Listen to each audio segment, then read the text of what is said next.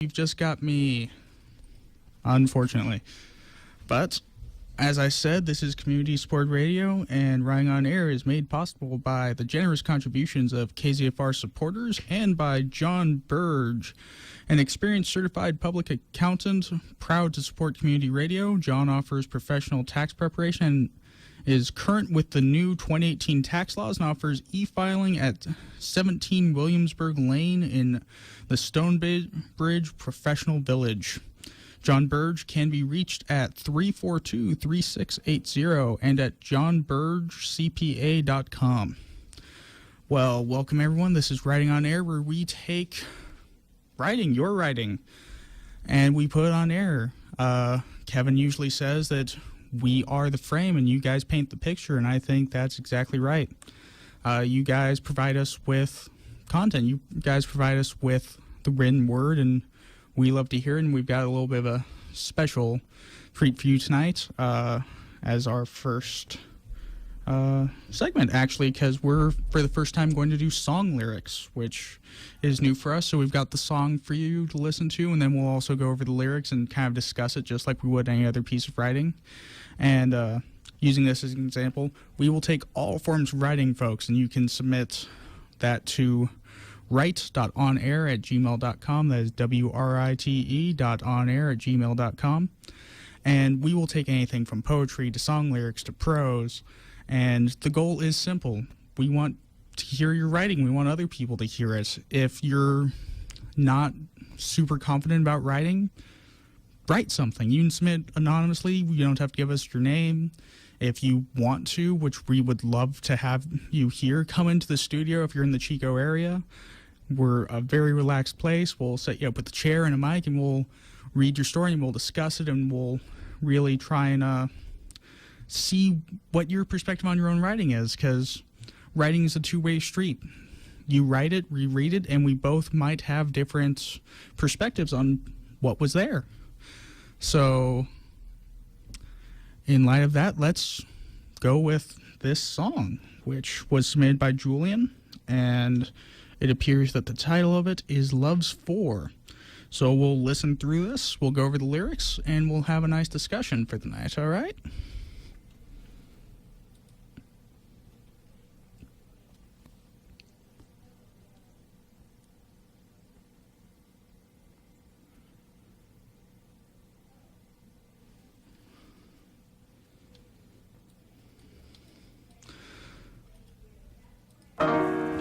I've been crying since 17.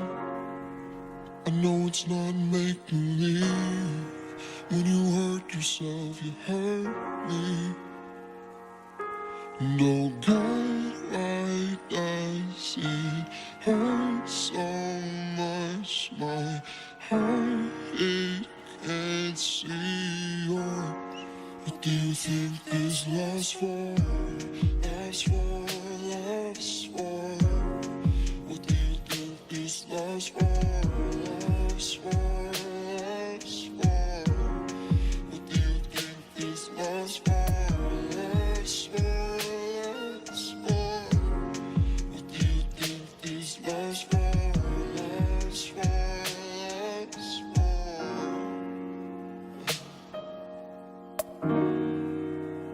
You're all he thinks about, but you barely know his name.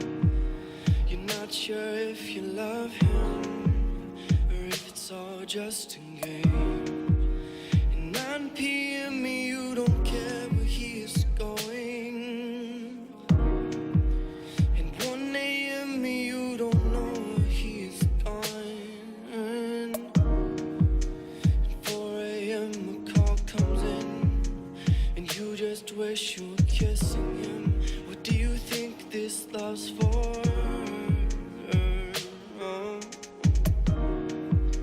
911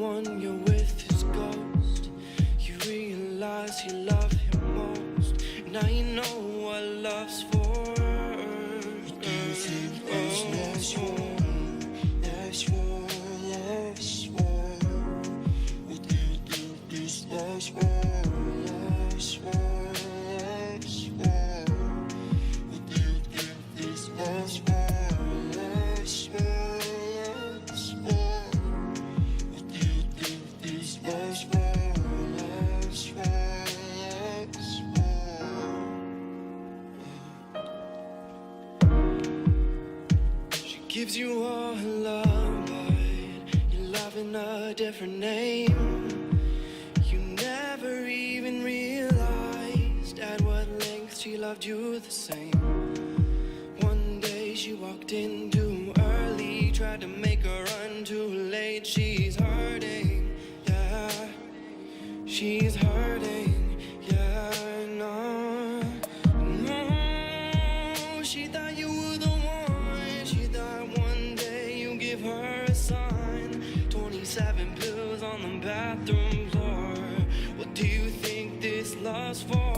No, you were in the wrong, and now you realize that you love her more. Now you know what love's for.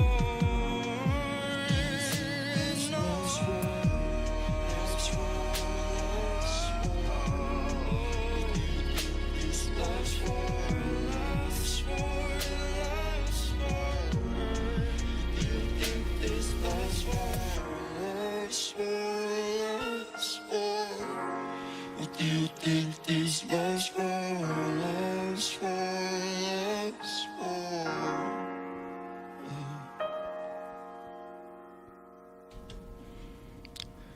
And that was Love's For by Julian.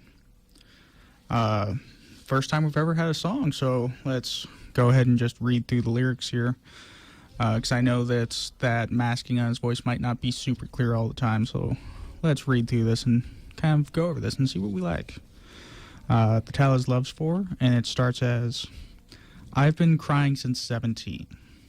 I know it's not make-believe. When you hurt yourself, you hurt me. Oh God, why does it hurt so much? My heart, it can't see yours. What do you think this love's for? Love's for, love's for. You're all he thinks about, but you barely know his name. Not sure if you love him, or if it's all just a game. 9 p.m. and you don't care where he's going. 1 a.m. and you don't know where he's gone. 4 a.m. a call comes in. You just wish you were kissing him. What do you think this love's for? 911. You're with his ghost. You realize you love him most. Now you know what love's for. What do you think this love's for? Love's for, love's for. She gives you all her love, but you're loving a different name. You never even realized at what length she loved you the same. One day she walked in too early, tried to make a run too late. She's hurting. She's hurting, yeah. She, though, you were the one. She, though, one day you'd give her a son. This might be thought. There might be a T missing on these lyrics. 27 pills on the bathroom floor. What do you think this love's for? You were in the wrong, and now you realize that you love her more. Now you know what love's for. What do you think this love's for? Love's for, love's for. I think this is a brilliant love piece, honestly. This section right after the first chorus, I love this little story that it tells. 9 p.m. and you don't care where he's going. 1 a.m. and you don't know where he's gone. 4 a.m. a call comes in. You just wish you were kissing him. What do you think this love's for? 911, you're with his ghost. You realize you love him most. Now you know what love's for. And to me, that paints this really beautiful image, this night where your love goes out and, and you don't hear from him. And then 1 a.m., they're still gone. 4 a.m. and a call comes in, and it seems like by 911 it's the police or an ambulance crew or someone, and you're with his ghost, and now you realize you love him the most because you don't know you love something until it's gone, and you don't realize you love something until it's really gone. And sometimes we don't always show that we appreciate someone And so this really speaks to that, and it really gets in there and says, you don't know what love's for until it's gone. And it's sometimes hard to appreciate it when it's there. And Julian, I look forward to more of your work. I really do. All right. Now, the next piece we have is a poem from submitter Sierra entitled Hangry.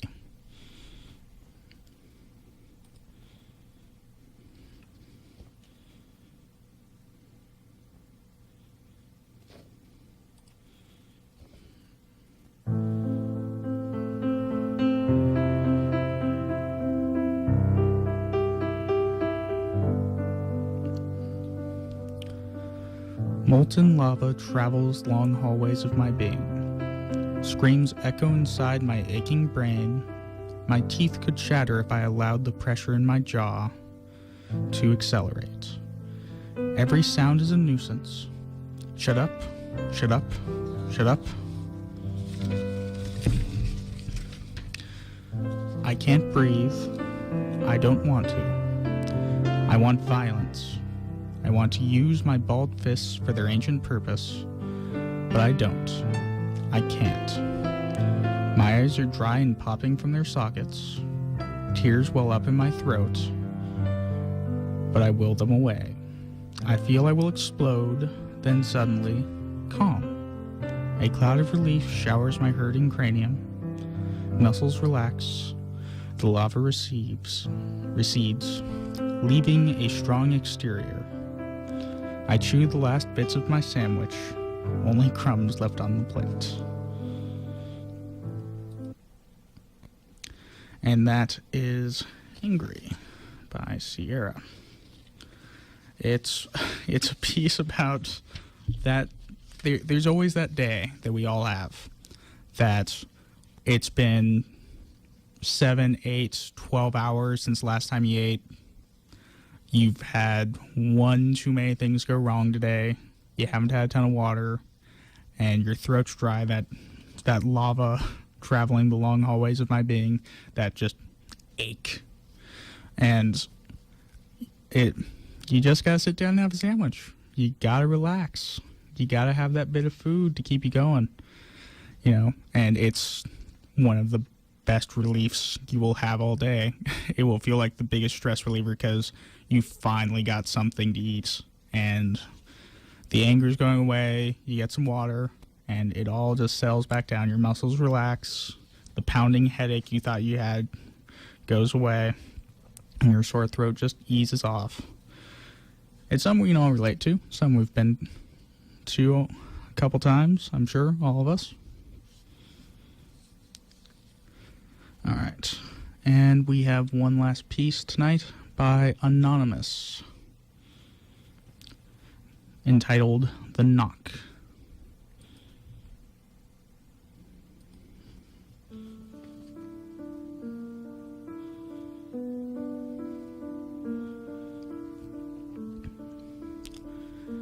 I sat there staring at it. It was a dark and placid thing, ordinary by most people's standards, but I knew better. A heavy door painted a deep gray with heavy iron hinges.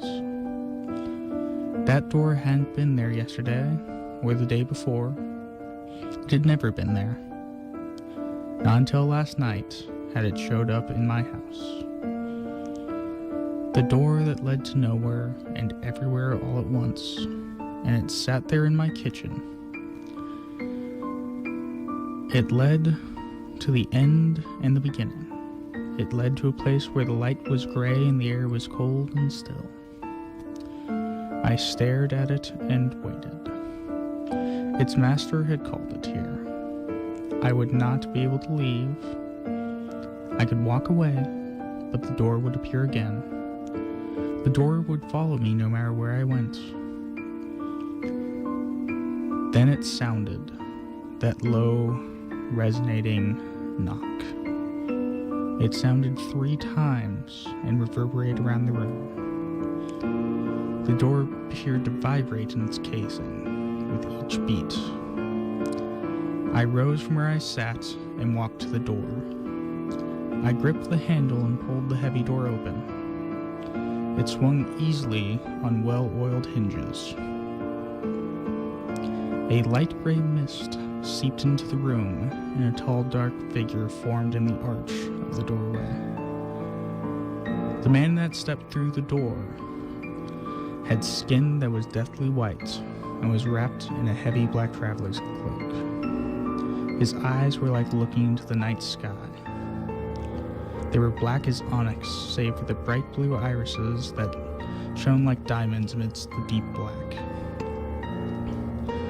I bowed slightly and closed the door.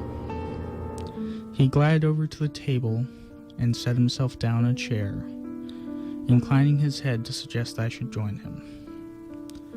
I sat opposite him and waited. I knew this day would come, but I never expected it to come this soon. Finally he spoke. "It is time, Tariq. The tower calls and requires a new caretaker." His voice was deep and rough. It was not a question, it was a command. This man never asked people to do things, he commanded them.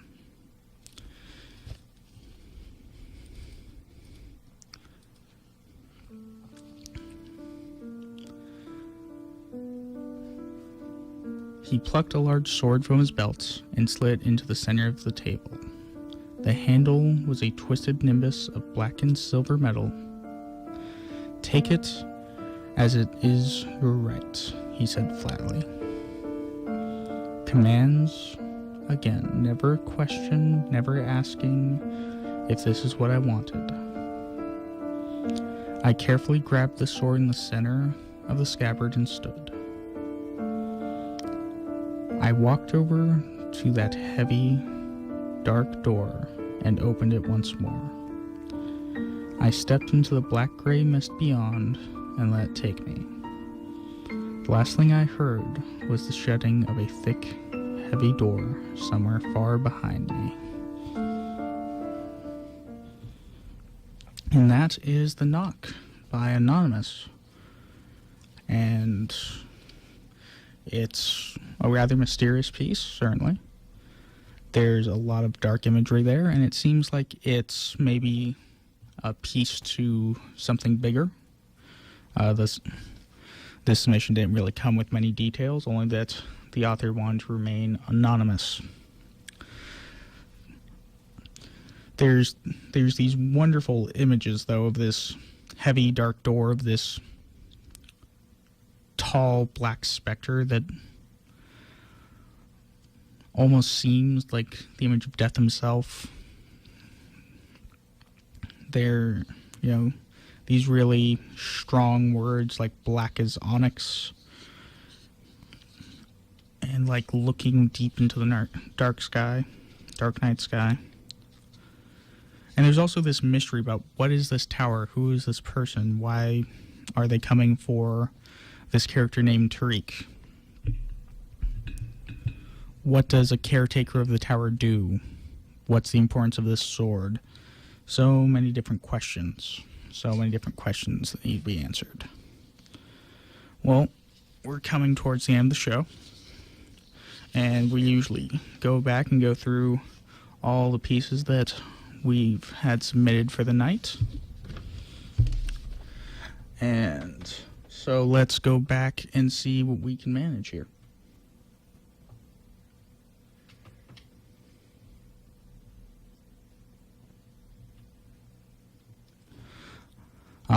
We have Love's For by Julian. And this was just this beautiful love piece that I, once again, really, really love Julian. It is a wonderful, wonderful piece that just tells this story between two different people, each learning to appreciate what love is for.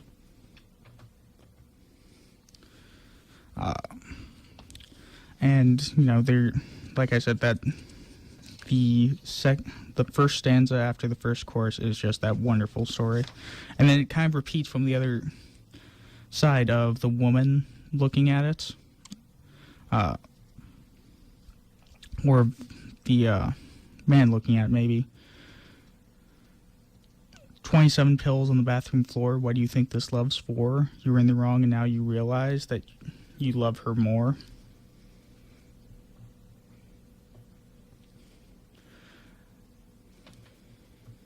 It is just this wonderful, wonderful story there.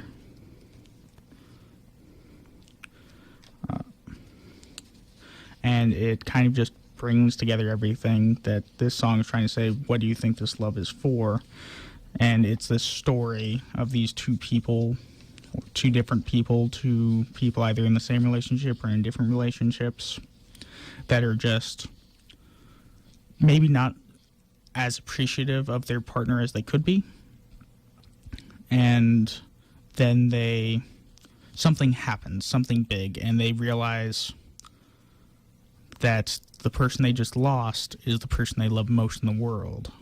And there's nothing that can change them. There's nothing that can bring them back. And they realize that they've made a huge mistake.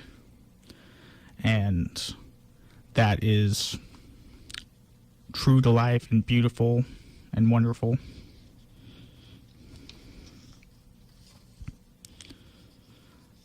And then we have Hangry by Sierra, which is this other piece that's very, very just true to life and just honest and kind of tries to put to words what we feel like when we are hungry and angry and the day has beaten us down and we don't know what's left to do.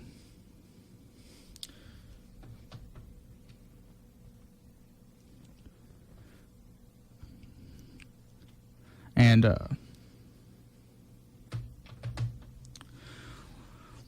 you know, that pain in your throat, that aching in your head, that wanting everyone to leave you alone, that every little noise just gets on your nerves.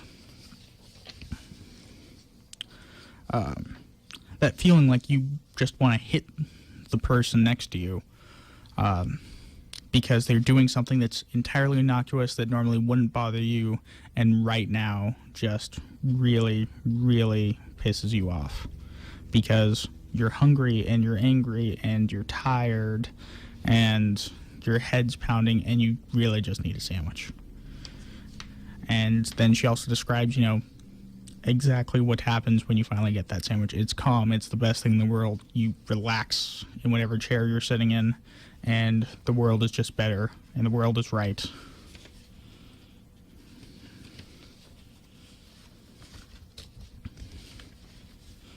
And then we have The Knock by Anonymous.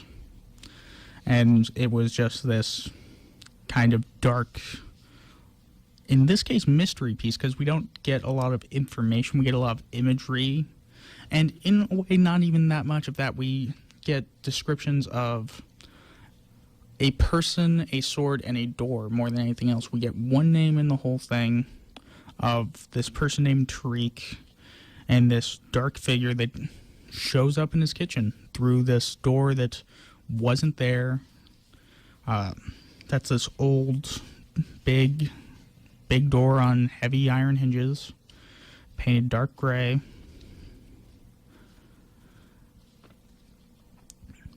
And this man with black eyes and blue irises, and it seems like there should be more, like there might be more. I really don't know. But we are coming to a close, and I'd like to thank all of you that have submitted, and anyone that wants to submit in the future, you can always do so at write.onair@gmail.com. That's write.onair@gmail.com. We take anything from poetry to prose to, as you saw tonight, we'll take music lyrics. We'll go over your song. We'll read through the lyrics. We'll tell you what we like, and tonight Julian's told a great story. And, so please submit. We love to hear it. There's a Facebook page for Writing on Air. You can submit the email, and there's also a YouTube channel where Kevin generally uploads these shows, hopefully before the next show, but no promises there. But if you'd like to listen to these shows and you've missed part of it, you can always find it at kzfr.org. And speaking of that, Writing on Air is made possible by the generous contributions of KZFR supporters and by Harrison Daily Wright Accountancy Corporation in Chico. Harrison Daily Wright provides certified public accountants specializing in accounting and bookkeeping services, auditing, tax preparation and planning, management support services for nonprofit organizations, and more. To reach Harrison Daily Wright, call 895-1209. It's been a wonderful night, guys. Once again, please try and submit work. We love to read what you've got. This has been Writing on Air. Have a lovely night.